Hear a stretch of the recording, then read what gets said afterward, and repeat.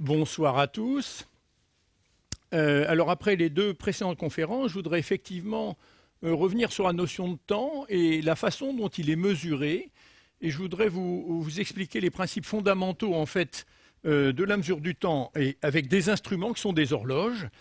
Et les horloges les plus précises maintenant utilisent des atomes froids. Donc je vais vous expliquer, c'est un petit peu paradoxal. Pourquoi utiliser des atomes froids pour mesurer le temps? Donc je voudrais vraiment vous montrer le principe de fonctionnement des horloges et vous expliquer en quoi les atomes froids apportent un gain important.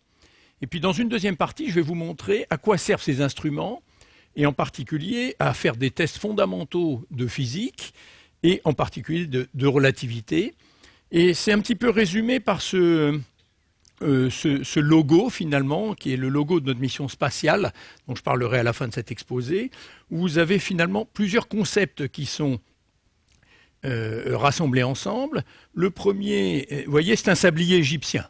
Donc le sablier, c'est pour évoquer la mesure du temps. Ça fait plus de 4000 ans que l'humanité, les hommes ont cherché à réaliser des instruments qui permettent de mesurer l'écoulement du temps de façon à peu près régulière avec le sablier. En rouge, vous avez des faisceaux laser qui vont nous permettre de refroidir des atomes. Là, vous avez une petite boule d'atomes qui contient environ 100 millions d'atomes, qui sont refroidis à des vitesses très faibles. Alors quand je dis très faibles, ce sont quelques millimètres par seconde à comparer aux vitesses des particules dans cette pièce qui sont du kilomètre par seconde ou quelques centaines de mètres par seconde. D'où la notion de température très froide, parce que comme vous le savez, l'agitation thermique se traduit par une grande distribution de vitesse, une grande largeur de la distribution de vitesse, alors que si ces atomes sont très lents, quelques millimètres par seconde, ils sont à des températures du micro-degré Kelvin au-dessus du zéro absolu, et c'est ce qui conduit au fait que ces atomes à quelques millimètres par seconde, vous pouvez les observer pendant longtemps, pendant une seconde par exemple, sans qu'ils sortent du dispositif. Et si vous pouvez observer des atomes pendant longtemps, vous pouvez faire des mesures de haute précision sur ces atomes, et la mesure du temps en fait partie. Donc ça, c'est le premier élément. Donc les atomes froids, et j'y reviendrai dans cet exposé. Le deuxième élément, c'est la mécanique quantique à l'œuvre, que vous voyez peut-être pas très bien, mais ici vous avez des franges d'interférence, et je vous en montrerai, disons, ces franges avec beaucoup plus de détails dans la suite, qui nous indiquent que le temps est mesuré avec des atomes et décrit par la mécanique quantique, qui donc est une théorie qui décrit le monde microscopique. Et puis là, vous avez le visage d'Einstein qui nous rappelle qu'effectivement, le temps est une notion relative et qu'il faut tenir compte de la courbure de l'espace et de la distribution de masse dans l'univers pour mesurer le temps précisément. Alors c'est justement à l'interface entre la mécanique quantique et la relativité générale, la relativité générale qui est une théorie qui n'est pas quantique, une théorie où les trajectoires des particules subissent des géodésiques qu'on décrit par un point qui se déplace dans l'espace-temps. Et justement, il y a des théories modernes qui cherchent à unifier la gravitation et la mécanique quantique, et vous avez eu peut-être des exemples dans les exposés précédents. Et pour nous, expérimentateurs, c'est une motivation supplémentaire pour faire des tests de haute précision avec ces horloges, ces outils qui sont remarquablement précis, comme je vais le montrer dans la suite, pour chercher à l'interface entre la relativité et la mécanique quantique s'il n'y avait pas des surprises, s'il n'y avait pas des anomalies, si on ne peut pas mettre en défaut la relativité générale d'Einstein, qui indiquerait l'existence de nouvelles forces qui se coupleraient à la matière ou de nouvelles interactions. Voilà, donc c'est ça le thème principal de mon exposé. Et pour commencer, je voudrais vous montrer que les mesures de précision en physique atomique ont une longue histoire, et à chaque fois, il y a eu des progrès majeurs qui ont valu 4 séries de prix Nobel successifs que je rappelle sur cette image, avec 1989, Ramsay, Paul et Demelt, qui ont inventé, Norman Ramsay, une technique qui est à la base de l'utilisation dans les horloges.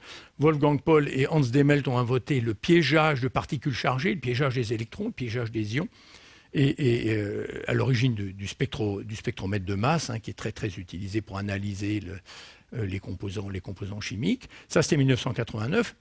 En 1995, ici, vous avez une photo de 2 des prix Nobel, dont un français, Claude Cohen-Tanouji, donc qui était le chef de l'équipe dans laquelle je travaillais à cette époque-là.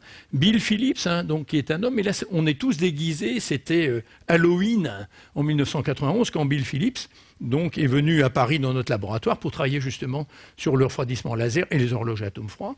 Et dans le coin ici, je ne vois plus ma souris, elle a disparu. Voilà, ici, c'est Stephen Chu, qui était au secrétariat à l'énergie dans le cabinet d'Obama, première version, les 4 premières années. Donc, comme quoi, vous voyez, le prix Nobel, ça mène à des tas de carrières différentes. Et ça, c'était pour le refroidissement et le piégeage d'atomes par laser, dont je vais vous donner le principe dans quelques minutes.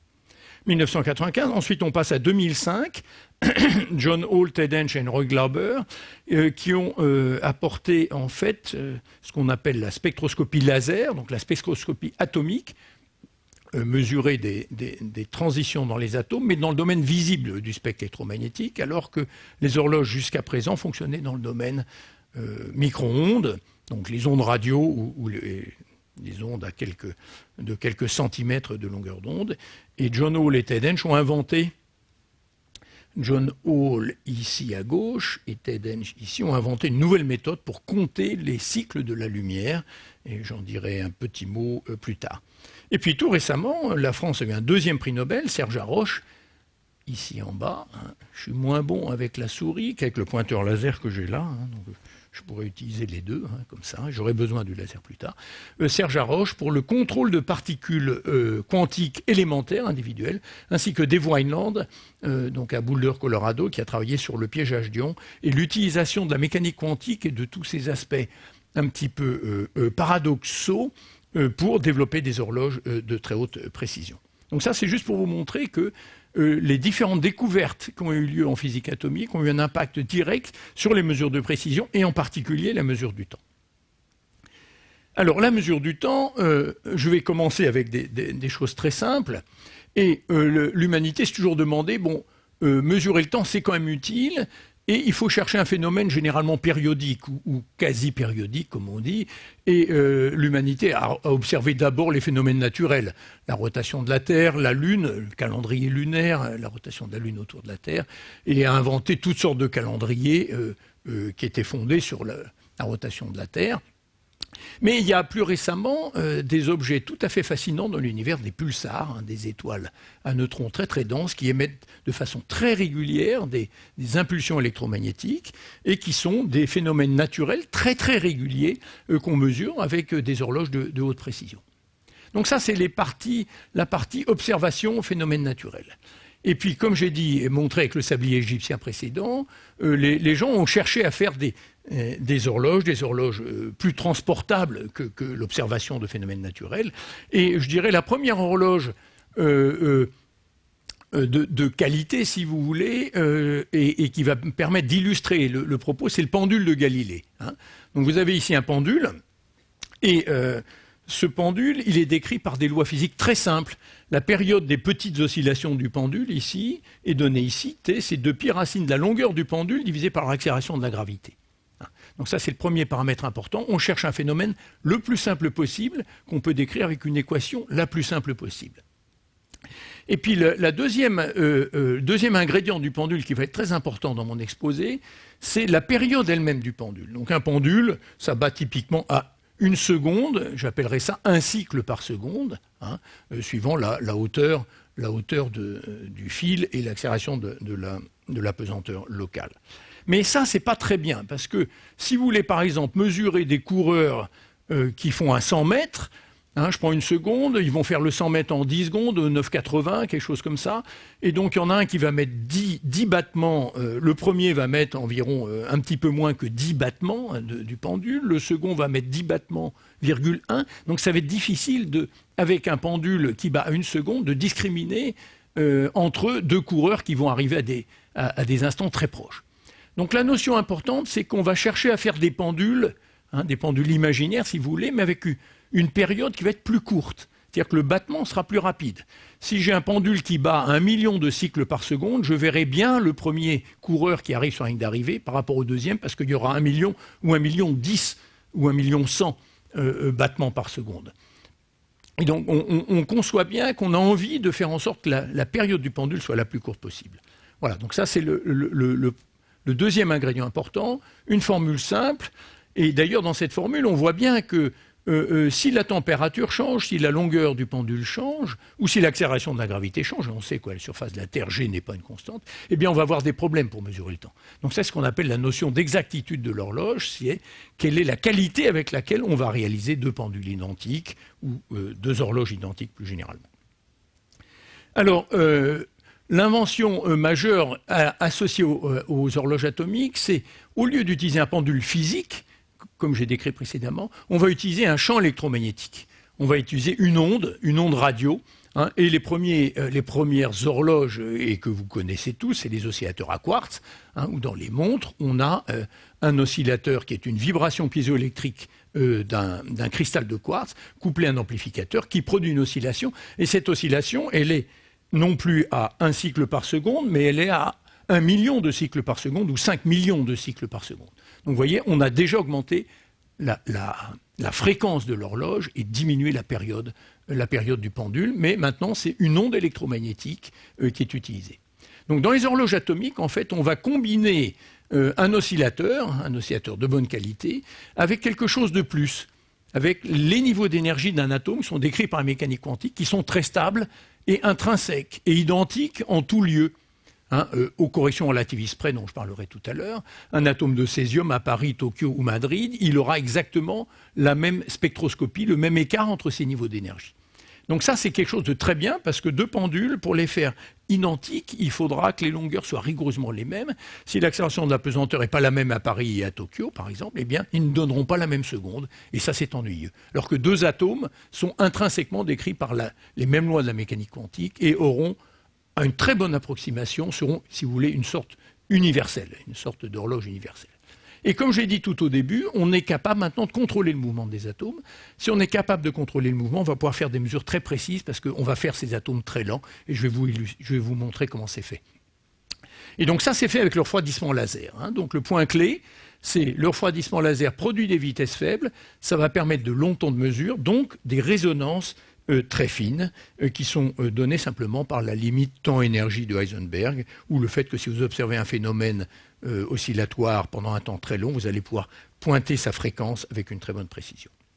Donc la première partie, ça va être le refroidissement laser, comment ça marche, comment on fait des atomes à quelques microdegrés au-dessus des zéros absolus. Alors là, il y a l'échelle des températures. Hein, dans cette pièce, 300 Kelvin, hein, donc c'est les unités Kelvin, et tous les petits barreaux ici indiquent un facteur 10. Hein, donc ça refroidit quand même sec, hein, pour aller de 300 Kelvin. Pour aller à la température qui est bien connue, celle de l'hélium liquide, qui existe dans les appareils de résonance magnétique nucléaire. Hein, il faut déjà c'est au niveau du Kelvin. Mais les atomes froids, ils sont au niveau du micro-Kelvin. Vous voyez, encore un facteur 1 million dessous. Hein. Et donc ça, c'est une propriété... et on est capable d'aller même à la dizaine de nanokelvin, hein, donc au bord gauche de cet écran. Vers les températures chaudes, il y a la surface du Soleil, 10 Kelvin, le centre du Soleil par là, les étoiles à neutrons, etc. Donc très froid veut dire très lent, millimètres par seconde. Une autre notion, mais que je ne vais pas aborder dans cet exposé, c'est que si ces atomes sont très lents, par la relation de De Broglie, ils ont une grande longueur d'onde de De Broglie, lambda, qui est la constante de Planck h divisée par la masse de l'atome et la vitesse. Donc vous voyez, vitesse très petite dit grande longueur d'onde de De Broglie, dit effet ondulatoire prépondérant, effet ondulatoire donc vraiment dominant. Et ça conduit à ce qu'on appelle la condensation de Bose-Einstein à très basse température, quand la longueur d'onde de De Broglie devient de l'ordre de la distance moyenne entre particules. C'est un domaine de la physique en pleine explosion et qui conduit à des propriétés tout à fait amusantes, comme la superfluidité, qui est l'équivalent de la supraconductivité en matière condensée, hein, donc la propagation d'un fluide sans aucune perte, sans aucune viscosité. Mais pour ce qui est des horloges, je vais m'arrêter au millimètre par seconde, et c'est déjà assez froid. Alors, le refroidissement laser utilise un laser et un atome. Je vais décrire mon atome avec deux niveaux, un niveau fondamental et un niveau excité. Et le refroidissement laser, il est constitué de photons, d'énergie H nu, H constante de Planck que je viens d'introduire, nu, fréquence du faisceau laser. Par exemple, ce faisceau laser vert a une fréquence de 5 puissance 14 cycles par seconde. Hein. Donc ça, c'est la fréquence, hein, donc 5 puissance 14 Hertz. C'est une valeur très très élevée. Et donc mes atomes vont pouvoir être excités du niveau fondamental vers le niveau excité en absorbant un photon de mon faisceau laser, par exemple. Dans ce processus, je dois conserver l'énergie et l'impulsion. La conservation de l'énergie me dit que l'atome passe du niveau fondamental au niveau excité. Et voilà l'équation qui gouverne la conservation de l'énergie. Donc, un phénomène d'absorption, l'atome passe du niveau fondamental au niveau excité. L'émission, l'atome passe du niveau excité vers un niveau fondamental. Et en règle générale, les atomes portés dans un niveau excité, ces niveaux excités sont instables, et donc ils vont retomber dans le niveau fondamental en émettant un photon. Donc ça, c'est la première chose dont il faut se souvenir pour le refroidissement laser. Conservation de l'énergie. Le deuxième aspect, c'est conservation de la quantité de mouvement ou de l'impulsion. Quand l'atome, par exemple, est dans le niveau fondamental au repos absolu, s'il absorbe un photon, la quantité de mouvement du photon, c'est h nu, son énergie, divisé par la vitesse de la lumière, c. Donc le photon est absorbé, il est détruit, donc l'atome doit reculer. Il va reculer avec une quantité donnée par cette équation, conservation de l'impulsion. L'impulsion de l'atome, mv, est égale à l'impulsion du photon. Une unité, et j'appelle cette vitesse la vitesse de recul. C'est donc h nu sur c. Donc le photon a été détruit, l'atome recule de cette quantité. Alors cette quantité est toute petite, c'est de l'ordre du centimètre par seconde.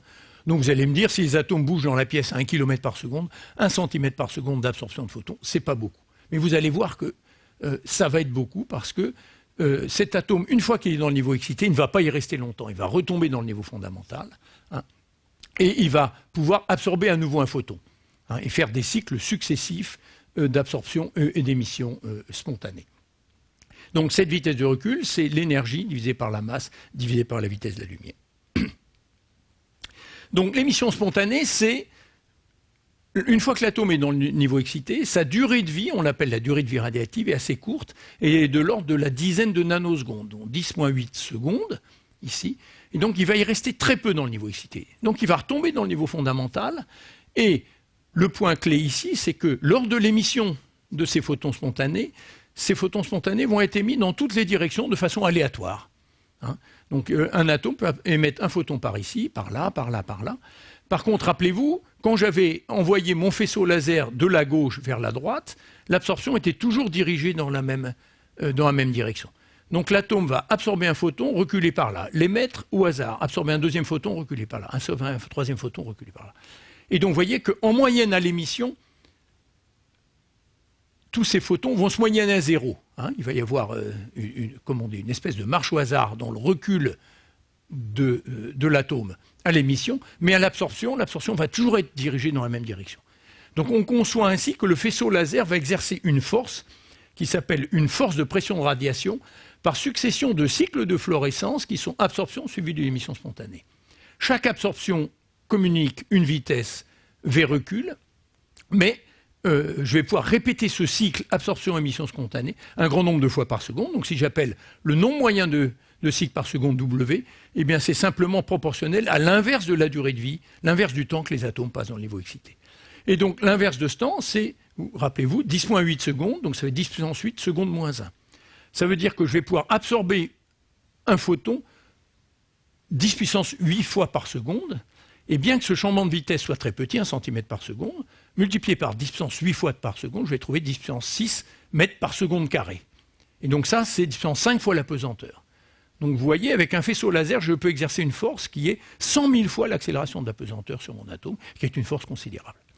Donc ça, c'est la première notion, c'est ce qu'on appelle la pression de radiation exercée par un faisceau laser sur un atome ou une assemblée d'atomes. Mais ça n'est pas encore du refroidissement. Le refroidissement, c'est une notion encore plus subtile, et c'est un peu paradoxal de parler de refroidissement par laser, parce qu'on sait que les lasers sont là pour découper, chauffer, mais refroidir des atomes avec laser, c'est une idée très astucieuse qui est due à Hensch, Shallow, Wineland et Demelt dans les années 75, où cette fois-ci, je vais avoir deux ondes laser, une qui vient de la gauche, une qui vient de la droite.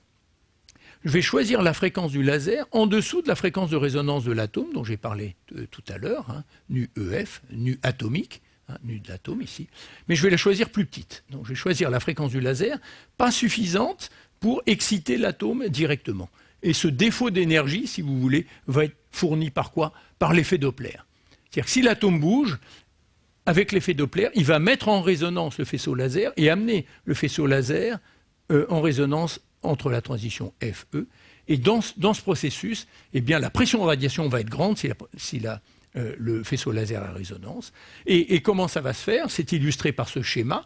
Hein. Donc j'ai une onde qui vient de la gauche, une onde qui vient de la droite. Si mon atome est au repos, ces deux ondes vont exercer des pressions de radiation identiques, égales et opposées. Donc elles vont s'annihiler. L'atome ne va pas être refroidi, va absorber des photons à droite, à gauche. En moyenne, ça va faire 0. Par contre, s'il bouge, l'effet Doppler va intervenir. S'il bouge vers la droite, rappelez-vous, cette onde-là va être augmentée en fréquence. Pourquoi? C'est par exemple la voiture de police qui vient vers vous, hein, qui se déplace en sens inverse. Vous sentez sa fréquence augmenter et quand elle s'éloigne, quand elle vous a croisé, eh bien la fréquence descend. C'est exactement la même chose ici. Si l'atome bouge vers la droite, il va voir cette onde-là décalée en fréquence vers le haut. Donc elle était trop faible, cette fréquence de ce laser-là. Elle va venir en résonance ici. Hein, et donc cette pression de radiation va être grande. Inversement, si le faisceau laser vient dans la même direction que la vitesse, l'effet Doppler a un signe opposé. À ce moment-là, le laser était déjà accordé hors résonance, il va être encore plus hors résonance, et donc cette pression de radiation-là va être plus petite. Donc vous voyez, on a créé ainsi un déséquilibre entre les deux pressions de radiation, et ce déséquilibre dépend de la vitesse. Donc pour des petites vitesses, on va linéariser cette vitesse, comme on dit, et on va aboutir ainsi à une force dite de friction, F, qu'on écrit comme un coefficient de friction alpha fois une vitesse, moins alpha v, où alpha est un coefficient de friction. Alors quand on calcule ce coefficient de friction, on trouve qu'il est très élevé. Rappelez-vous, la pression de radiation était une force importante, et là c'est la même chose, le coefficient de friction est très fort, d'où le nom de mélasse optique, hein, pour ces atomes, et le schéma qui correspond à ça est ici, où nous avons finalement trois ondes qui vont refroidir les atomes dans les trois directions de l'espace, une suivant X, une suivant Y, une suivant Z. Hein, donc on va faire trois ondes stationnaires lumineuses, c'est très facile. On prend un faisceau, on met un miroir et ça réfléchit la lumière. Et à l'intérieur de ces faisceaux laser, les atomes vont être confinés. Voilà une photo, hein, des atomes de sodium en l'occurrence, hein, comme les lampes jaunes de la tour Eiffel, hein, vont être confinés dans le volume d'intersection des trois faisceaux laser qu'on voit ici en rouge pâle. Hein. Alors pourquoi ça s'appelle une mélasse optique? C'est que ces photons exercent une force tellement visqueuse sur les atomes qu'ils ne peuvent pas se dépêtrer des faisceaux laser, ils sont piégés, si vous voulez, de façon transitoire dans le volume d'intersection des trois faisceaux laser. Alors c'est une mélasse au sens où, si vous exercez une force constante, les atomes vont finir par sortir des faisceaux laser, par exemple la gravité, hein, mais ça va prendre un temps très très long. C'est comme la cuillère dans le pot de miel. Hein, le pot de miel est très visqueux, mais la cuillère va toujours finir par aboutir au fond. Là, c'est exactement la même chose, mais le miel est réalisé par les photons des faisceaux laser qui arrivent dans les trois directions de l'espace. Et donc la beauté de ce refroidissement par laser, c'est qu'on atteint des températures de l'ordre du microdegré Kelvin pour des atomes de césium standards qui sont utilisés dans les horloges atomiques. Voilà, donc ça c'était la première partie, c'était le refroidissement laser qui conduit au contrôle du mouvement qui va être utilisé dans une horloge atomique. Alors, l'horloge atomique, la première chose, vous pouvez vous demander à quoi ça sert. On ouvre le dictionnaire, on cherche la définition de la seconde dans le dictionnaire, on tombe sur cette définition rouge qui ne va pas vous dire grand-chose, mais c'est la définition officielle. C'est la durée, la seconde, et la durée de 9 192 631 770 périodes d'une oscillation qui est une radiation. Hein. Donc c'est une oscillation comme cette oscillation laser, mais à 9 milliards de cycles par seconde, hein, qui correspond à une transition entre deux niveaux d'énergie dans un atome, hein, un niveau fondamental et un niveau excité, comme j'ai présenté précédemment. Hein. Et par définition, la seconde sera une durée qui correspondra à 9 milliards périodes de cette radiation qui va exciter l'atome du niveau fondamental vers le niveau excité. En d'autres termes, on dit que la fréquence de transition entre le niveau A et le niveau B, en Hertz, qui est l'inverse de la seconde, une seconde moins 1, c'est un Hertz, ou un cycle par seconde, par définition, cette fréquence sera un nombre entier, qui est 9 192 131 770. Voilà la définition de la seconde du dictionnaire. Alors pourquoi on a choisi l'atome de césium? C'est historique, vous verrez que maintenant ça ne serait peut-être plus le meilleur atome, mais en tout cas, ça permet de refroidir donc à basse température, avoir des faibles vitesses. Et donc, je vais vous montrer deux utilisations de réalisation d'une horloge atomique. L'une qui utilise une fontaine et l'autre qui utilise la microgravité, un environnement à bord de satellite où il n'y a pas de gravitation résiduelle, et ça permettra de faire une horloge avec de très très bonnes performances. Donc vous voyez, ça c'est la définition du dictionnaire, ça ne dit pas très bien comment c'est fait. Ici vous avez une image verticale, où je vais vous montrer qu'on va réaliser une fontaine atomique. Ces atomes froids, on va les lancer dans un dispositif vers le haut, et on va les interroger avec un oscillateur, un champ électromagnétique, pour vérifier si les atomes sont effectivement en résonance avec cette transition, avec cette radiation, qui va nous fournir la définition de la seconde. Donc il faut bien voir qu'une horloge atomique, c'est un système composite. C'est un système qui comprend un oscillateur qui va interroger les atomes, et les atomes qui vont donner une réponse, oui ou non, ai-je été excité du niveau fondamental vers le niveau excité. Donc c'est un objet composite qui est schématisé ici, avec cet oscillateur externe, qui peut être un quartz convenablement multiplié à la fréquence de l'atome de césium. Il va y avoir une phase d'interrogation qui va être une phase de spectroscopie, si vous voulez. On va balayer la fréquence de l'oscillateur, et quand on va être en résonance sur la fréquence de l'atome nu-A entre le niveau fondamental et le niveau excité, eh bien les atomes vont être portés dans le niveau excité, et c'est ce qu'on trace sur l'axe vertical ici.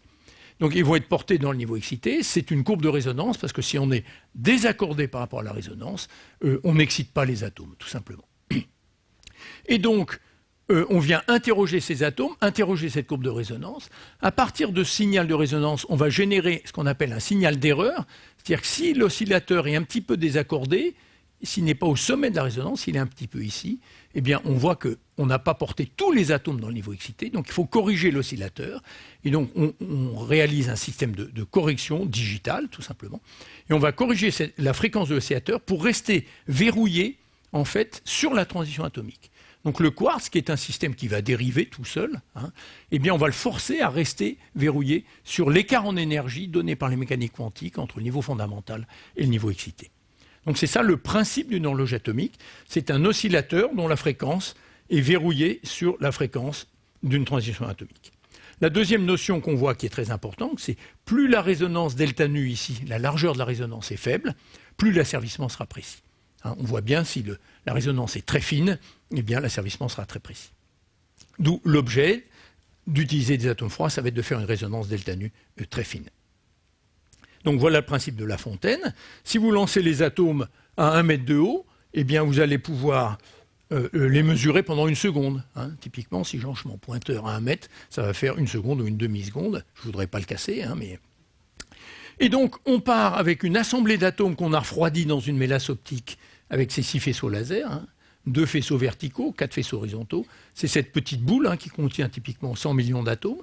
Ensuite, on les lance verticalement en jouant sur les fréquences des faisceaux laser.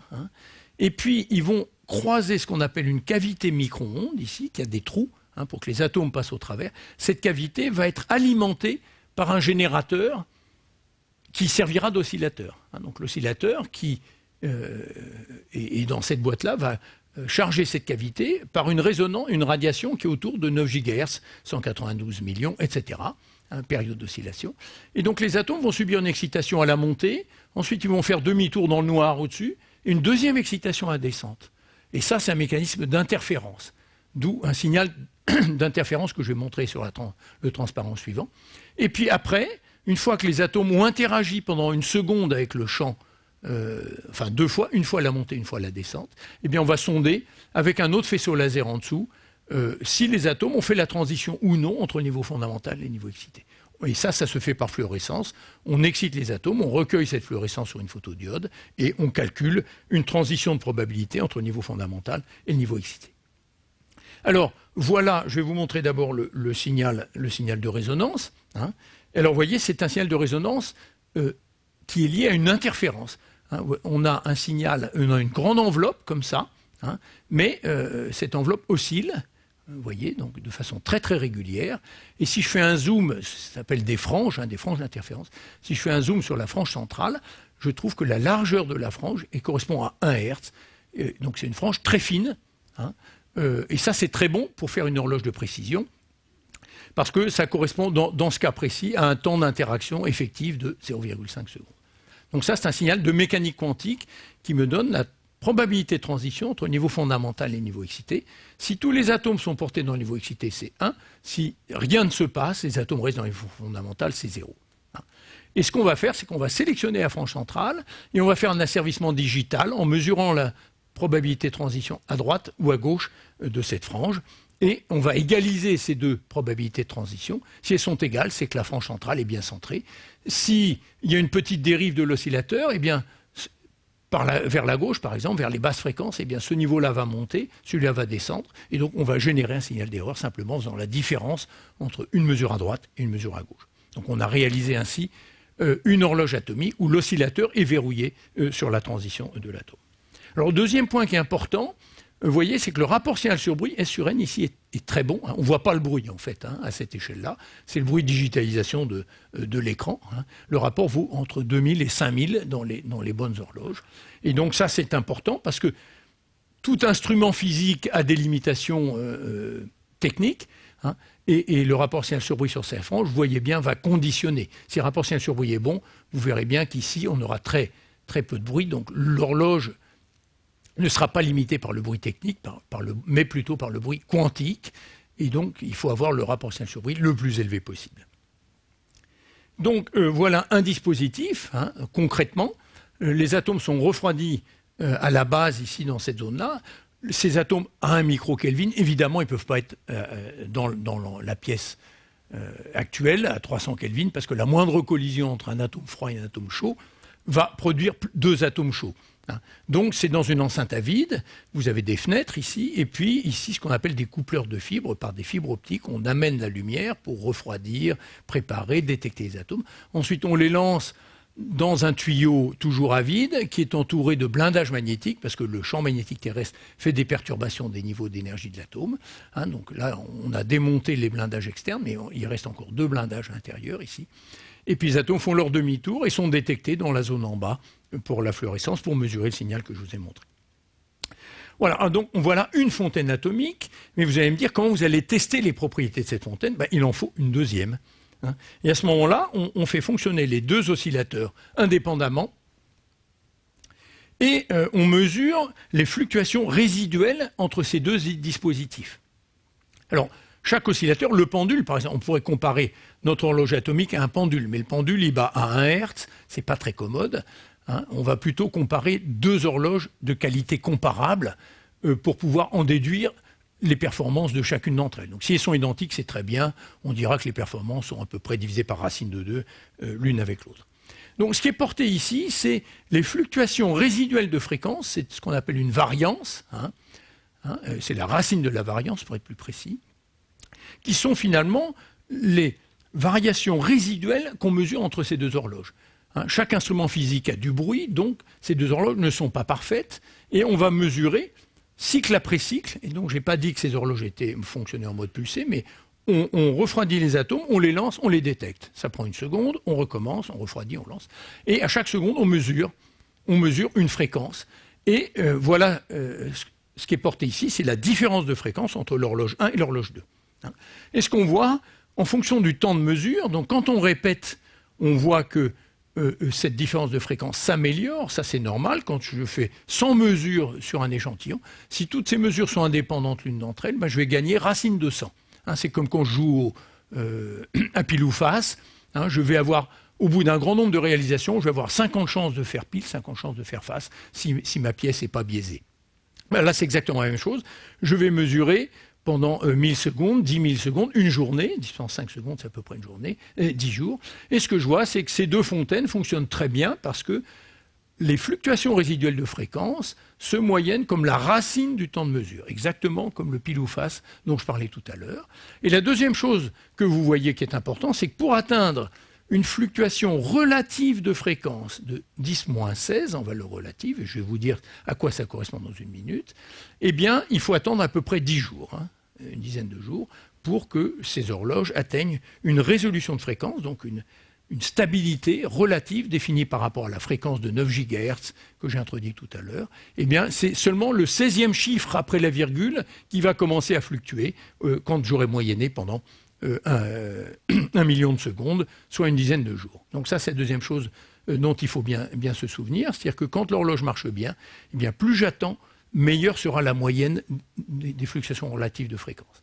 Alors 10-16, c'est un chiffre facile à se souvenir, c'est-à-dire qu'à cause de l'effet Einstein, dont je parlerai dans la deuxième partie de cet exposé, si je fais fonctionner mon horloge ici sur cette table ou 1 mètre plus bas, le décalage dû à l'effet Einstein, ce qu'on appelle le décalage gravitationnel des horloges, c'est exactement 1/10-16 sur la Terre, à la surface de la Terre. Donc si mon horloge est là ou en bas, eh bien, les deux horloges, si j'en mets une 1 mètre au-dessus de l'autre, elles vont décaler, elles ne vont pas donner le même temps, et il va différer de 10-16 en fréquence relative. Donc c'est quelque chose qu'on peut mesurer avec ces dispositifs à l'échelle une taille humaine, 1 mètre de haut. Donc voilà comment on caractérise la stabilité de fréquence des horloges. Alors pour vous mettre ça en perspective, j'ai porté sur ce graphe finalement, j'ai commencé par le pendule et je voudrais vous montrer les gains en précision, ici en fonction du temps. Ici c'est des années, en siècles, donc 1600, 2010 ici. Et là c'est l'erreur relative de fréquence en secondes par jour. Donc 1 seconde c'est par ici, un bon pendule ça fait une erreur de 1 à 10 secondes par jour, mais c'était en 1600. Donc la technologie a bien progressé, les chronomètres des montres mécaniques, ce sont des pendules, une sorte de petit pendule à échappement, et pour la navigation à travers l'Atlantique, c'était très important, la détermination de la longitude, de développer des horloges pour savoir simplement où les navires étaient dans les océans. Et donc il y a eu beaucoup de progrès. Ici, on est passé à la dizaine de millisecondes, donc 10-2 secondes, vers les années 1700, 1800 quelque chose. C'est l'horloge de Short, un Anglais. Et donc cette zone bleue, c'est les horloges mécaniques. Et puis vers la guerre de 14-18, l'invention du quartz, par ici, a permis, comme je l'ai dit, d'augmenter la période du pendule ou de la montre, passer dans le domaine électromagnétique. Et les quartz donc étaient déjà à la centaine de microsecondes de stabilité tout seul. Ça, c'était déjà remarquable. Bon, par exemple, ici, la Terre est une bonne horloge, mais elle ne tourne pas de façon régulière. Et elle ne tourne pas de façon régulière à la dizaine de millisecondes par jour.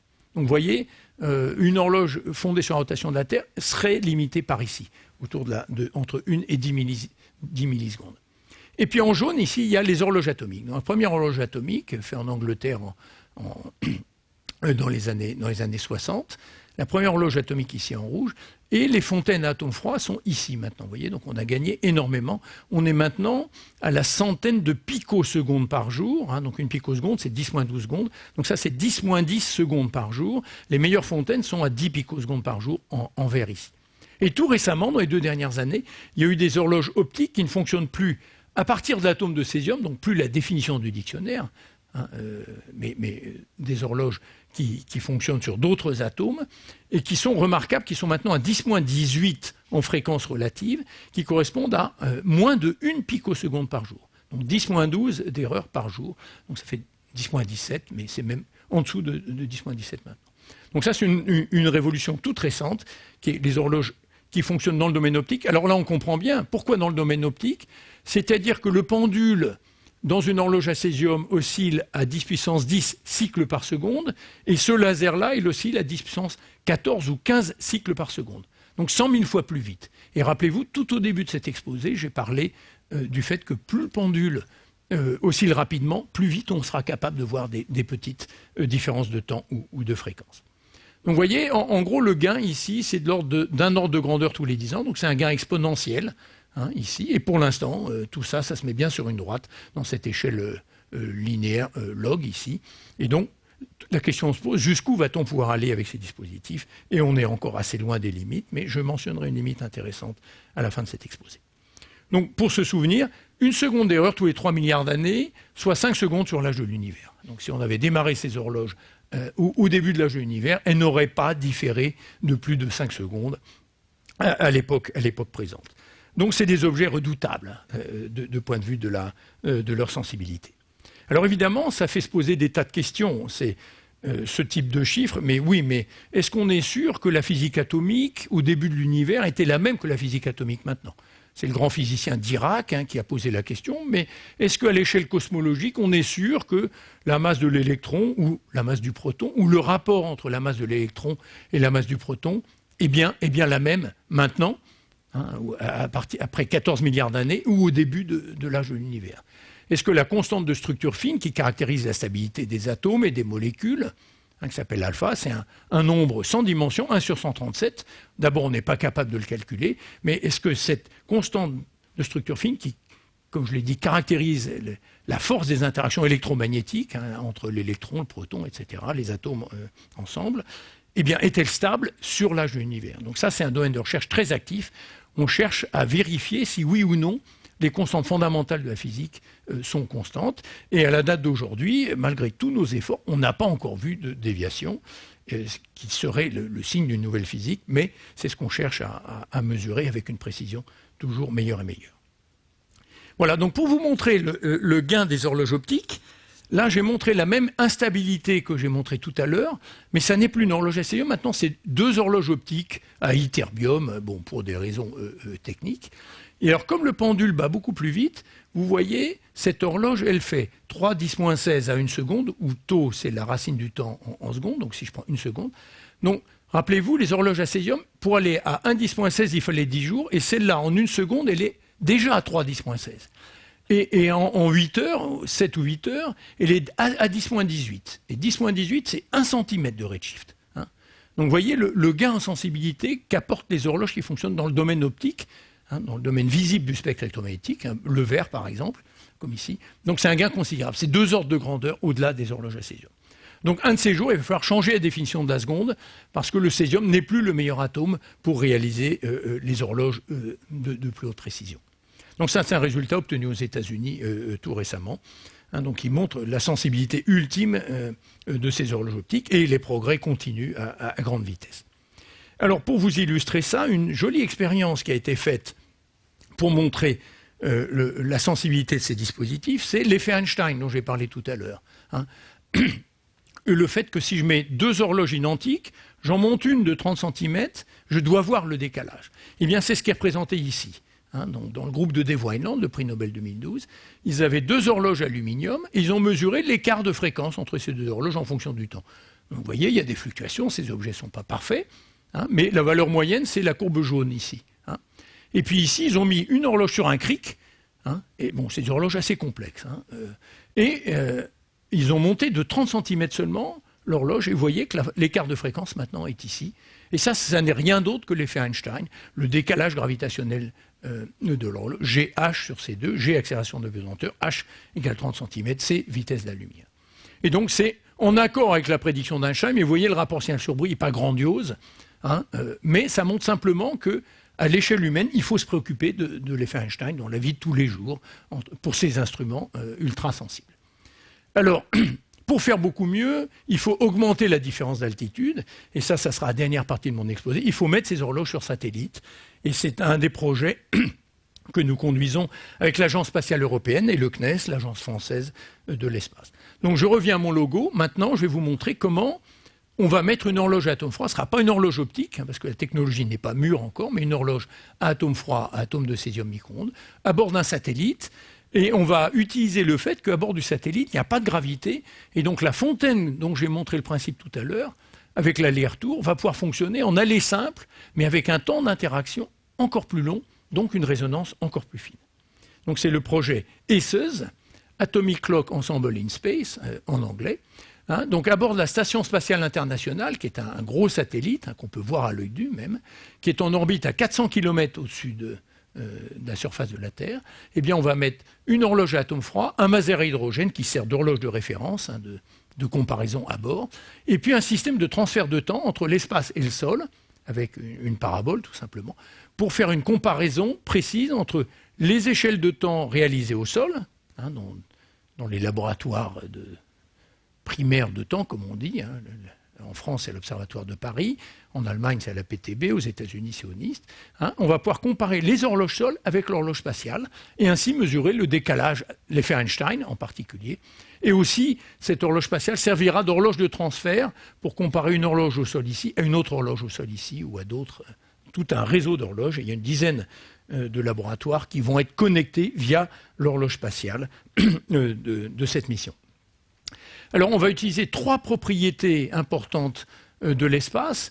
le premier, c'est la microgravité. Je vais vous montrer le fonctionnement de l'horloge à césium en microgravité avec des atomes froids, très lents. Et le deuxième aspect, c'est on va pouvoir tester la relativité générale, donc l'effet Einstein.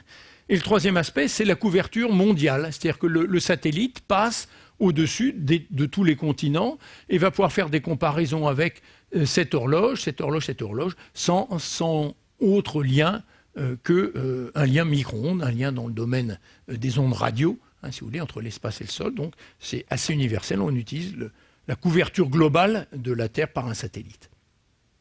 Alors, quelques chiffres sur l'effet Einstein. Je l'ai dit 10-16 par mètre. Et donc, je vais avoir une horloge au sol dans un champ de potentiel U1, une horloge dans l'espace dans le champ de potentiel U2. Et le décalage de fréquence entre les deux horloges, simplement 1 plus U2 moins U1 sur C2. Et donc, quand vous mettez les chiffres au voisinage de la Terre, au voisinage du Soleil, ça serait bien plus grand, mais au voisinage de la Terre, vous allez voir que le décalage, c'est 4,6 10-11. Alors, ce n'est pas un redshift, comme on dit, c'est un blue shift, c'est un décalage vers le bleu, vers des hautes fréquences, parce que je mesure au sol. Et donc, avec des horloges à 10-16 d'exactitude et de stabilité, en faisant le rapport entre ce chiffre et ce chiffre, je vais pouvoir tester l'effet Einstein à 2 parties par million, comme on dit, donc à 2 10-6. Donc ça, c'est un gain d'un facteur 70 sur les précédentes mesures de l'effet Einstein qui ont été réalisées par une très belle expérience avec des masers à hydrogène à bord d'une fusée qui a été envoyée à 20 000 km pendant 2 heures seulement. Alors que là, on a un satellite, on va pouvoir moyenner pendant plusieurs années essentiellement. Mais donc on va pouvoir avoir un gain proche de 2 ordres de grandeur par rapport à ce test précédent qui datait de 1976. Alors ça va être fait avec une horloge à atomes froids, dont je voudrais vous montrer le principe brièvement. Donc vous allez avoir un tube d'environ 1 mètre de long, une zone de refroidissement et de capture avec des faisceaux laser illustrés ici en rouge et bleu. En bleu sont les atomes.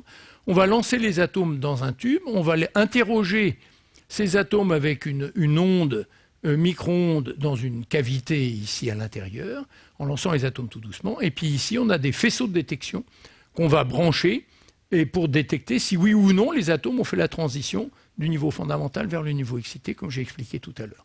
Donc avec le premier faisceau laser, on va détecter les atomes dans le niveau excité. Avec le deuxième faisceau laser, on va détecter les atomes dans le niveau fondamental. Comme ça, on va pouvoir calculer la probabilité de transition, qu'on va calculer ici. Puis après, on va corriger l'oscillateur pour mettre l'oscillateur exactement en résonance. Alors j'ai une petite animation qui vous montre quasiment en temps réel ce qui se passe. On branche les faisceaux laser, on collecte les atomes froids, on les refroidit à 1 microkelvin, on les lance tout doucement, c'est l'échelle 1 à peu près en temps. Première interaction de Ramsay qui crée une superposition entre 2 états quantiques. Deuxième interaction de Ramsay, on branche les faisceaux de détection, on détecte la fluorescence, des atomes excités, des atomes dans le niveau fondamental. On calcule la probabilité de transition, rappelez-vous les franges de résonance qu'on a vues tout à l'heure, et on calcule un signal d'erreur, et on corrige l'oscillateur, et on recommence. On cycle comme ça, régulièrement, et on a réalisé ainsi une horloge atomique en microgravité. Et donc la microgravité, elle nous permet d'envoyer les atomes à 10 cm par seconde dans le dispositif, donc avoir des résonances ici très fines, entre 5 à 10 fois plus fines que ce qu'on fait sur la Terre dans une fontaine, parce que dans une fontaine, pour avoir un temps d'interaction d'1 seconde, je vous ai dit qu'il fallait à peu près monter 1 mètre. Si je veux avoir un temps d'interaction de 10 secondes, il faut monter à 100 mètres, parce que c'est racine de 2 GH sur G, donc c'est racine de la hauteur. Donc c'est pas du tout pratique, alors que là, avec un tube d'1 mètre, on va pouvoir faire des résonances beaucoup plus fines, et donc une très bonne horloge. Alors, il y a fort longtemps maintenant, on a testé un premier prototype en vol parabolique dans l'Airbus 0G du CNES, qui supporte ces recherches. Et dans cette boîte-là, et ici, on a réalisé un premier prototype d'horloge spatiale, ça c'était en 1997. Ensuite, on a fait réaliser dans l'industrie les systèmes optiques, le système à vide et tout, et on a maintenant le modèle de vol qui est réalisé. Donc voici des photos du système qui a été réalisé dans l'industrie, c'est l'industrie française, une filiale de Airbus maintenant, EADS. Donc vous voyez ici le tube dans lequel il y a les interactions avec les atomes de césium, un blindage électromagnétique que j'ai mentionné tout à l'heure. Ici c'est la zone de détection, ici c'est la zone de capture et refroidissement. Alors évidemment, dans l'espace ça coûte cher, ça vaut à peu près 100 000 € d'envoyer 1 kilo dans l'espace, donc il faut miniaturiser le poids et tout.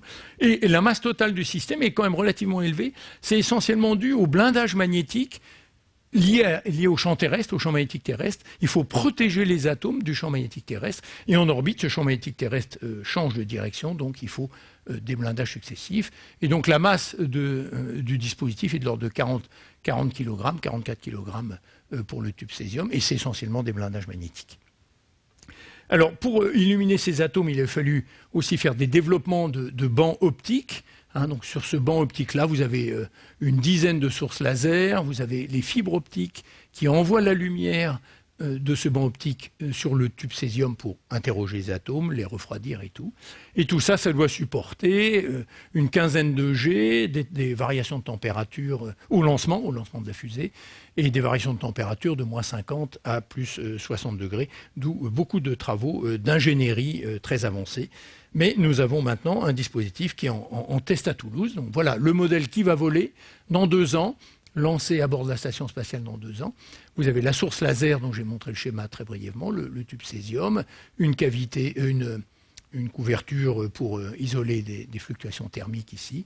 Et le tout étant monté sur une plateforme qui fait à peu près 1 mètre de long ici, 80 cm de hauteur. Vous voyez des gens derrière pour donner l'échelle. Et c'est actuellement en assemblage à Toulouse, au CNES, au Centre spatial de Toulouse, et on est en train de tester la stabilité et l'exactitude du dispositif. Et notre objectif dans l'espace, c'est d'obtenir, comme je l'ai dit précédemment, une stabilité de fréquence de 10.16 et une exactitude de fréquence de 10.16 en valeur relative. Donc ici, vous avez le signal de résonance, mais mesuré au sol. Donc par rapport à ce signal de résonance, on attend un affinement encore d'un facteur 20 par rapport à ce signal de résonance ici, parce qu'au sol, il y a la gravité qui nous gêne, qui nous embête. Donc on lance les atomes, on interagit avec le champ micro-ondes, on détecte, mais on ne fait pas toute la fontaine, c'est pas la peine, puisque dans l'espace, on aura juste un aller simple. Donc voilà quelques images techniques pour finir cet exposé. Voilà, je suis dans les temps, c'est bien. Et donc cette horloge qui s'appelle Pharao, projet d'horloge atomique par refroidissement d'atomes en orbite. Donc, voilà le tube césium dont j'ai montré le fonctionnement tout à l'heure. La source laser est cachée dessous. Ici, vous avez un maser à hydrogène développé par la Suisse, à SpectraTime. Et le tout tient sur cette palette qui fait environ 1 mètre cube que nous a attribué l'Agence spatiale européenne ici, avec une limite de masse de 227 kg, une limite de puissance de 450 watts. Alors au-dessus, vous avez d'autres éléments. Vous avez les systèmes pour le transfert de temps, Microwave Link, donc cette boîte-là, des antennes qui sont orientées au-dessus, la Terre pointe vers le haut sur ce diagramme, un calculateur de bord, quelque chose qui régule la température de l'ensemble de la plateforme, et puis ça, c'est des choses pour dissiper la chaleur, donc des cryocouleurs, rayonner la chaleur de l'ensemble du banc optique. On a aussi un récepteur GPS à bord et puis des coins de cube pour faire du transfert de temps aussi par lien laser, une spécialité de l'Observatoire de la Côte d'Azur en particulier. Donc voilà le schéma qui va être emporté à bord de la station spatiale. La station spatiale, c'est ce gros satellite avec des panneaux solaires assez gigantesques ici. Et l'Europe possède un élément qui s'appelle le module européen Columbus, qui est cette espèce de laboratoire qui est habité. Il y a typiquement 2 ou 3 astronautes en permanence à bord de la Station spatiale internationale, qui est en orbite donc à 400 km au-dessus de la Terre. Donc la période orbitale, c'est 5400 secondes, c'est à peu près 1h30, quelque chose comme ça. Donc elle va passer plusieurs fois au-dessus d'un site donné, pour lequel on fera des comparaisons de temps sol-espace avec un système de course pour ne pas être gêné par les fluctuations de l'atmosphère. Donc voilà l'endroit où va être amarrée la plateforme esseuse. Et si je zoome sur le module européen Columbus, la plateforme, c'est une palette, c'est une express palette, comme on dit. C'est ce petit cube qui est associé à ce module européen Columbus, avec une date de lancement par une fusée américaine, mi-2016, donc exactement dans 2 ans, pour une durée de mission de 18 mois à 3 ans. Si tout marche bien, on aura au moins 3 ans de fonctionnement.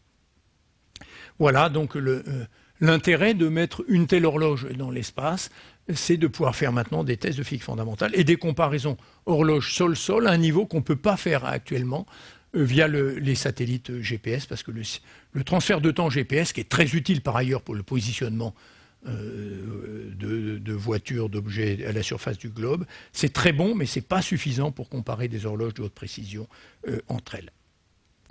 Donc je voudrais finir par deux notions qui me semblent amusantes et ouvrir un peu la discussion. La première, c'est finalement l'effet Einstein. C'est très bien, vous allez le tester, mais pour l'instant, la relativité n'a pas été mise en défaut.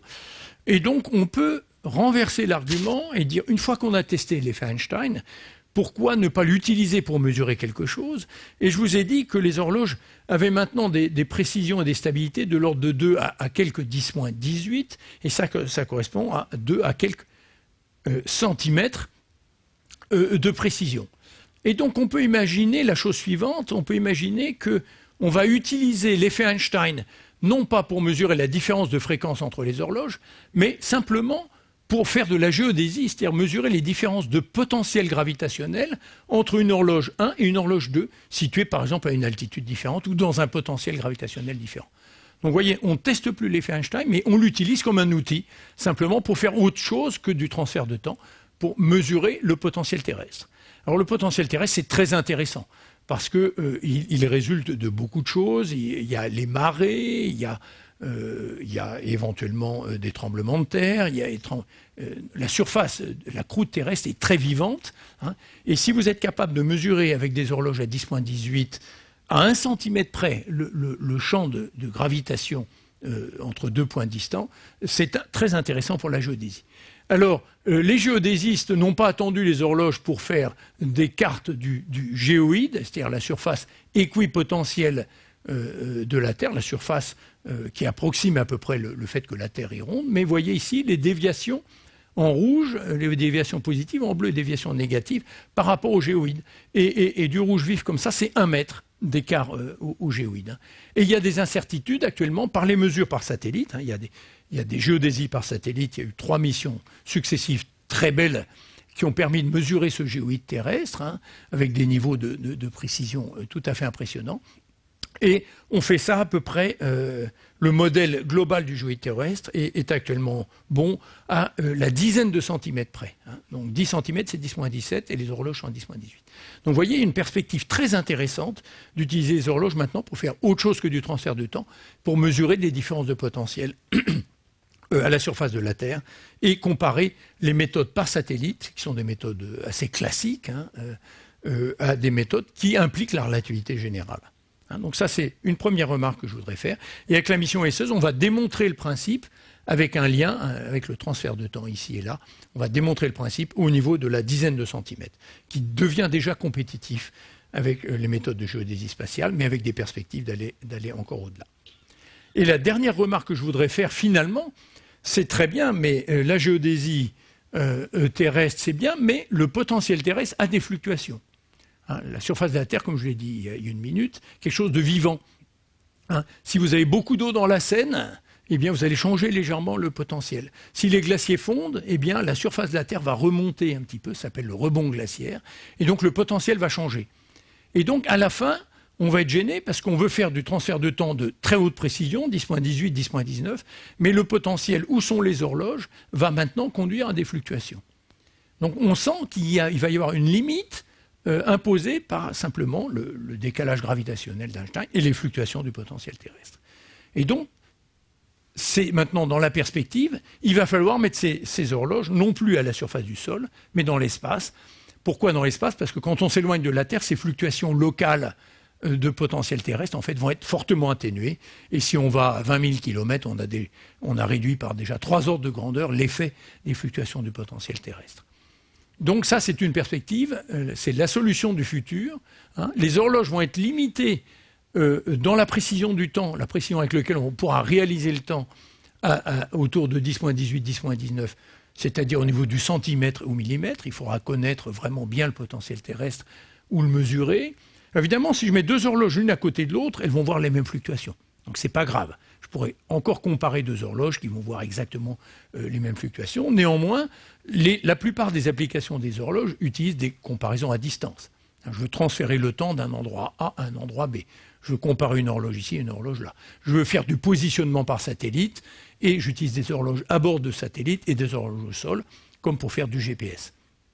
Donc, la solution du futur, c'est vraiment d'installer des horloges optiques ou micro-ondes, hein, ou optiques, à bord de satellites, et de réaliser finalement une référence d'espace-temps, une référence einsteinienne, si vous voulez, en orbite terrestre, avec une très très bonne précision.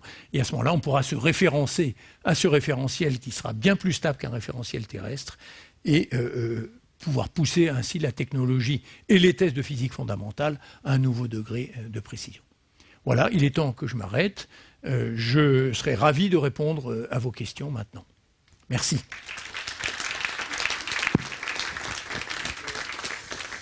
Merci pour cette conférence passionnante. Alors maintenant, nous allons passer aux questions et le micro est à vous. Alors, oui, monsieur. Ah bon, merci beaucoup, c'était follement clair. Bravo, bravo. C'est à propos de vos horloges là, dans les satellites. Quand même, à la station spatiale, il y a 90% de l'attraction terrestre qui joue. Et votre tube dans lequel vous envoyez vos atomes, hein, il fait quelques centimètres. Et suivant les fluctuations du champ gravitationnel, ça doit buter en haut. Alors ça, c'est ma première question. J'en ai une deuxième. Si jamais on arrivait à mesurer à 10-35, hein, projetons-nous en oui, 3000, oui. Bon, oui. Oui, facteur 10 et qu'on avait les ans, bons instruments de mesure des particules dans un appareil de type LHC, est-ce qu'on verrait des centaines, peut-être même des milliers d'autres particules qui ne sont pas aujourd'hui dans le modèle standard? Alors, première question, c'est la plus facile à répondre. À bord d'un satellite comme la Station spatiale internationale, il reste des fluctuations de gravité résiduelles. Hein, alors, c'est ça que vous voulez mentionner. Hein. Donc, le niveau de microgravité n'est pas excellent. Ça va être d'ailleurs une des limites hein, du fonctionnement. L'horloge qu'on a développée fonctionnerait mieux sur un satellite dédié en orbite elliptique, où là, on aurait toute la... Si l'orbite est fortement elliptique, on aurait toute la variation de l'effet Einstein, alors qu'à 400 km, on n'en a que 10%, hein, effectivement. Mais d'un autre côté, ça coûte très cher. Hein. Donc les agences spatiales ont dit, on avait négocié ça en 1997 avec la NASA, vous avez une opportunité de vol, vous la prenez. On a dit oui, bien sûr. Donc ça, c'est la réponse à la première question. Alors 10-35, il va y avoir des... c'est pas pour tout de suite, parce qu'il va falloir tenir compte de la mécanique quantique, de l'incertitude de la position des particules, l'incertitude quantique, hein, de où sont les atomes dans l'horloge, plutôt à 10-20 qu'à 10-35. Hein, donc il reste. Alors après, l'échelle ultime, c'est le temps de Planck, hein, 10-42, mais j'ai bien l'espoir de voir des violations bien avant. Hein, parce que le temps de Planck, c'est le temps de granularité finalement du temps, et ça c'est complètement hors de question. Je vous ai montré 10-18, et vous voyez, donc il va passer des générations avant qu'on soit à 10-22, 25. Bon, les progrès actuellement ça va aller assez vite, peut-être à 10-19, 10-20, et puis après c'est quand même, il y a plein d'effets. Chaque fois que vous gagnez un ordre de grandeur, vous avez des effets nouveaux. Hein, qui se manifestent, qu'il faudra contrôler, mesurer très très précisément. Donc, voir des nouvelles particules, mon espoir, c'est de pouvoir voir des nouvelles particules ou des signatures de nouvelles particules bien avant d'aller à 10-35. Hein. Donc, il y a des modèles d'unification entre la mécanique quantique et la gravitation qui prédisent, Thibaut Damour en a parlé dans une des conférences, le modèle du dilaton par exemple, hein, qui prédisent des nouvelles particules, soit scalaires, soit spinorielles, qui vont se coupler à la matière, mais pour l'instant, les théories ne sont pas assez avancées pour dire à 10-20, vous verrez quelque chose. Les gens disent, ben, si on a une nouvelle interaction avec une portée de 1 mètre, 10 mètres ou 1 kilomètre, il y a un coefficient de couplage avec la matière qu'on ne peut pas encore calculer, et si ce coefficient de couplage est suffisamment grand, vous allez voir quelque chose en comparant des horloges, en fonction du temps par exemple, hein, ce qui est par ailleurs une violation du principe d'équivalence d'Einstein. Hein, donc, ça serait une découverte majeure. C'est ce qui nous motive, hein, c'est de mettre Einstein en défaut, par exemple. Hein, ça, évidemment. Hein. Donc ça serait une signature d'une nouvelle particule ou d'une nouvelle interaction. Hein. Donc pour l'instant, on fait plutôt des diagrammes d'exclusion. On dit s'il y avait des nouvelles particules qui se couplent à la matière de telle et telle façon, eh bien l'amplitude du couplage ou la portée est bornée par 10 moins quelque chose. Hein. En particulier la force, une force anormale, hein, qui serait au-delà de la gravitation newtonienne, hein, eh bien on l'exprime en unité de force newtonienne. On dirait que sur une distance caractéristique, les lois de la gravitation sont bonnes à 10-4, 10-5 près, par exemple. Mais à courte distance, c'est pas bon du tout. Hein. Au micron, là, on ne peut pas exclure des forces d'amplitude bien plus grandes que la gravitation. Ça n'a jamais été testé. Hein. Donc c'est un domaine de recherche très actif. Oui. Vous pouvez le faire passer, s'il vous plaît.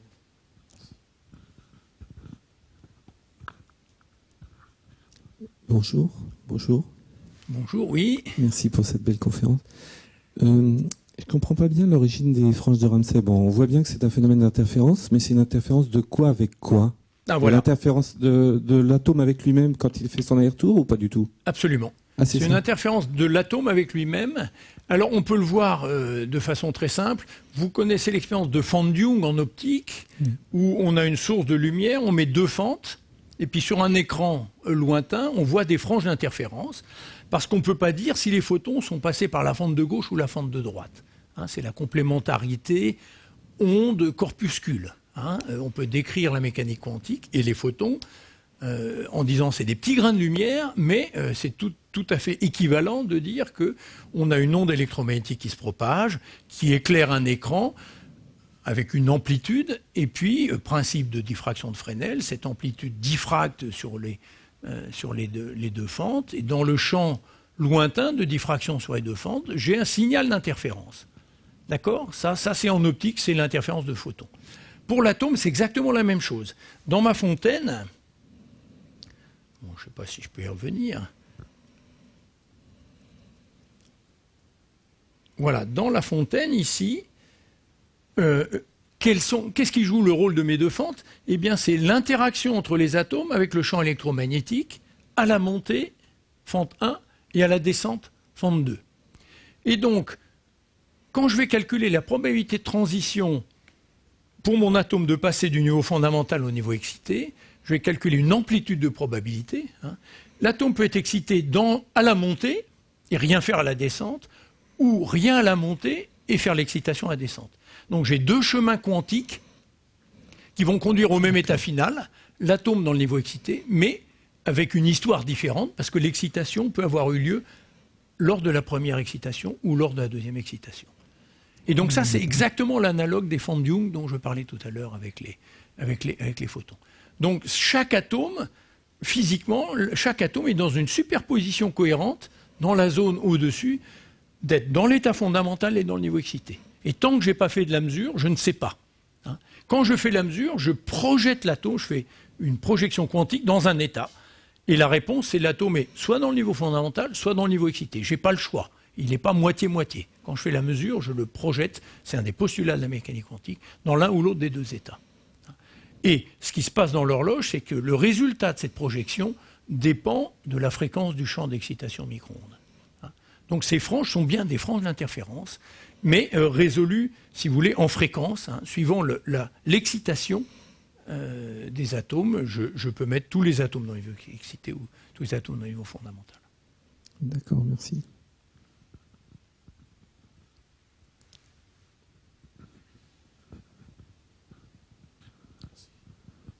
Oui.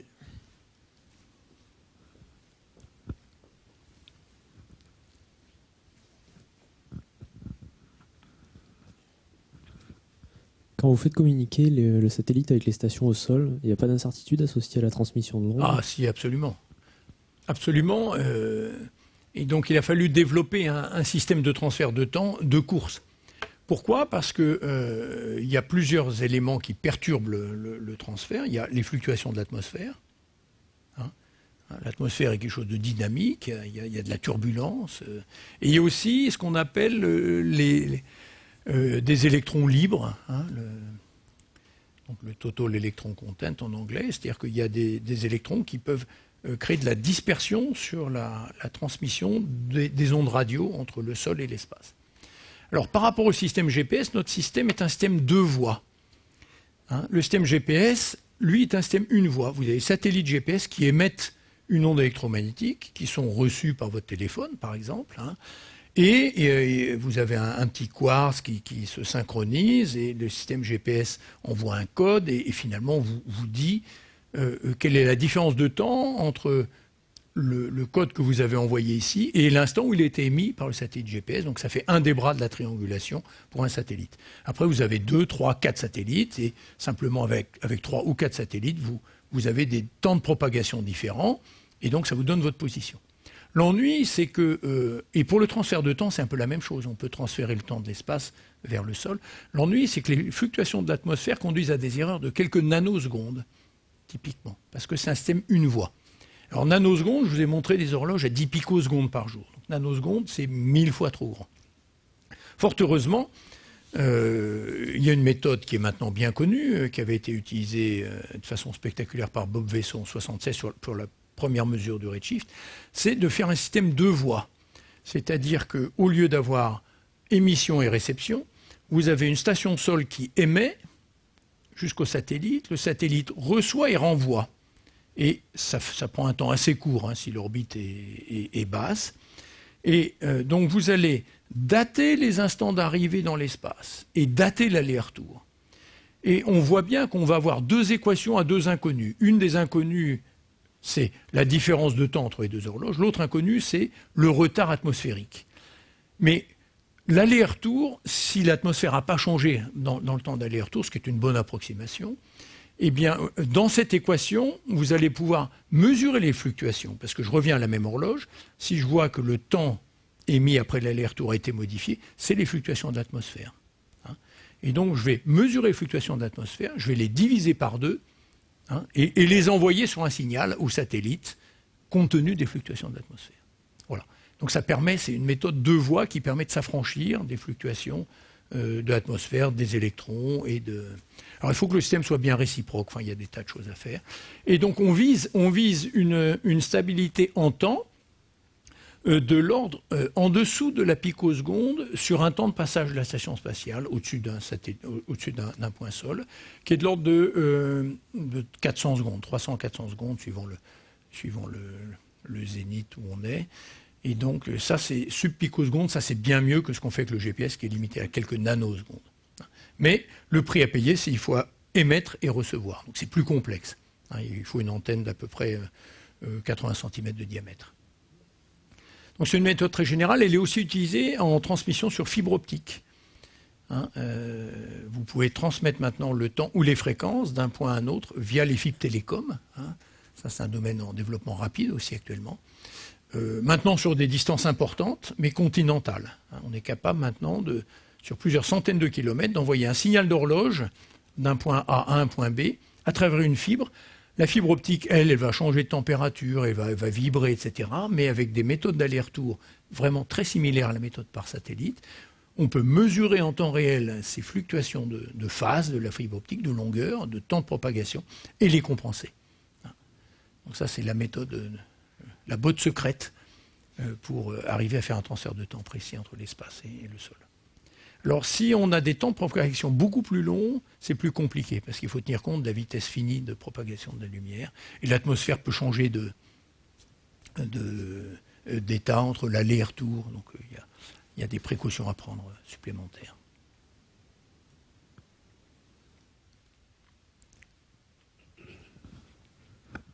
Alors, qui veut poser une question ?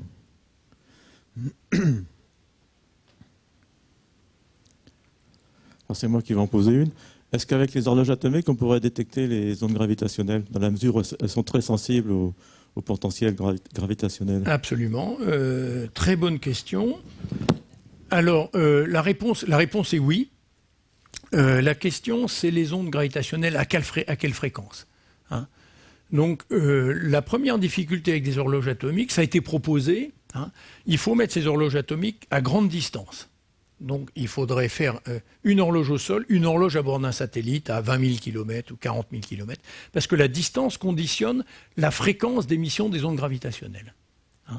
Donc il y a des projets de détection des ondes gravitationnelles dans l'espace. Alors qui n'utilisent pas exactement des horloges atomiques telles que celles que j'ai montrées là, mais ce qu'on appelle un interféromètre de Michelson avec 2 bras et des lasers stabilisés sur les 2 bras. Donc j'ai un bras qui va par ici, un bras, un interféromètre de Michelson avec 2 axes orthogonaux par exemple. Quand l'onde gravitationnelle passe à travers un bras et pas l'autre, ou avec une certaine direction, eh bien il va y avoir un petit déphasage de la lumière dans un des bras, qui sera différent sur le bras 1 ou le bras 2. Et donc ça, il y a des projets de détection gravitationnelle au sol, donc le projet Virgo franco-italien, le projet LIGO aux États-Unis, où il y a des bras de 3 km de long. Mais 3 km de long, ça donne une bonne sensibilité aux ondes gravitationnelles à des fréquences de 100 Hz et plus. Malheureusement, à 100 Hz, on pense qu'il y aura des ondes gravitationnelles dans l'espace, mais on n'en est pas absolument sûr. Et si oui, on ne connaît pas l'amplitude avec suffisamment de précision pour être sûr qu'il y ait des détections non ambiguës d'ondes gravitationnelles.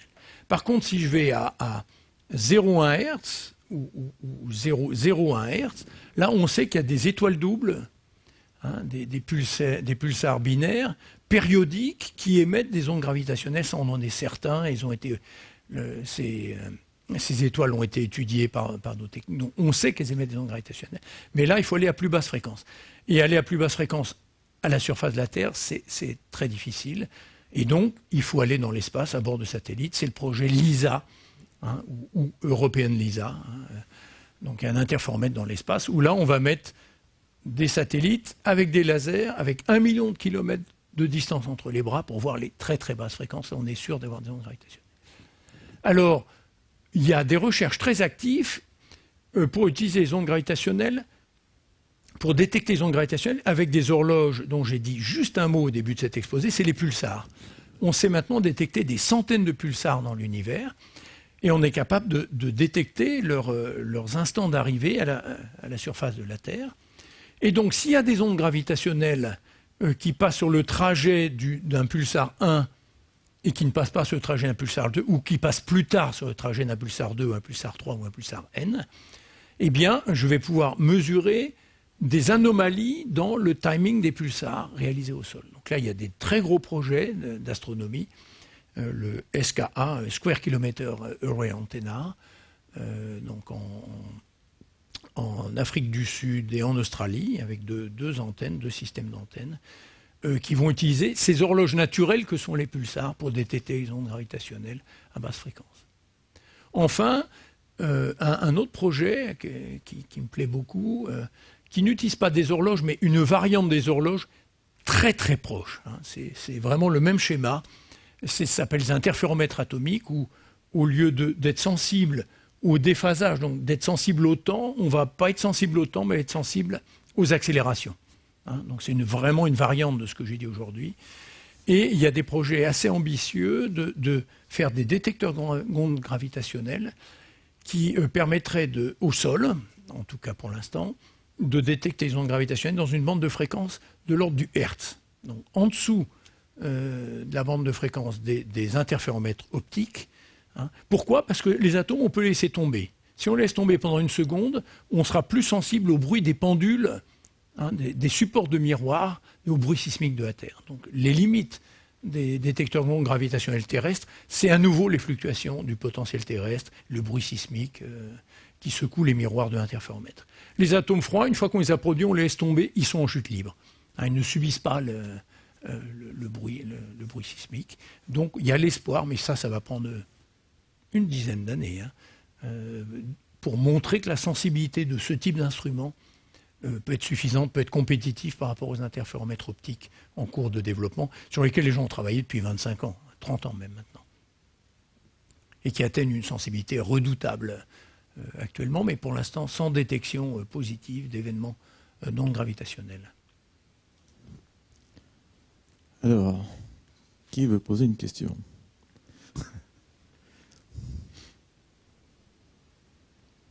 Les gens commencent à avoir faim, peut-être. Peut-être, oui. La nourriture spirituelle est une chose, la nourriture matérielle en est une autre. Alors, on va peut-être arrêter si personne ne veut poser de questions. C'est le moment. Écoutez, oui. 1 fois, 2 fois. Ah si, quand même. Ah là-bas, voilà.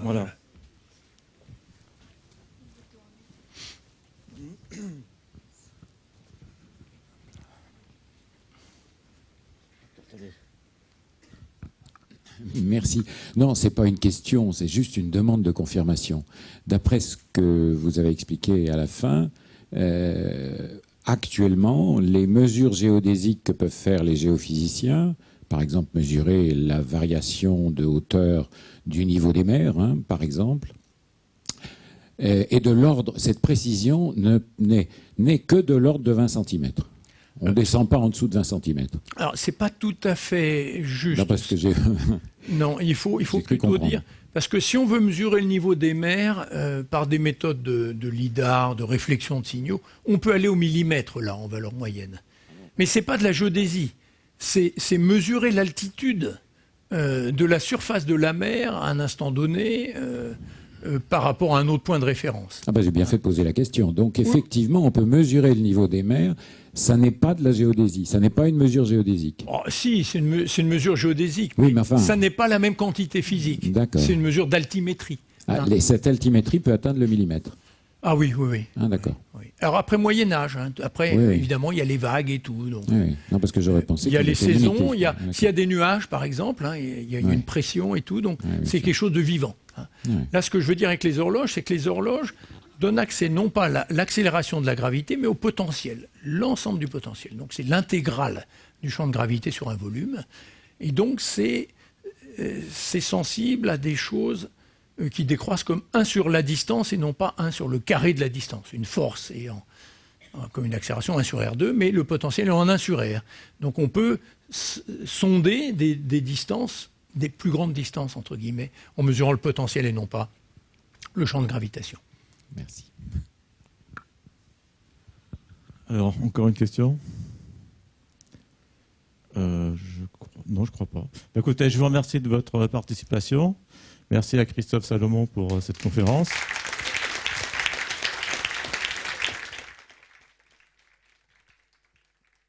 Et bonne soirée à tous.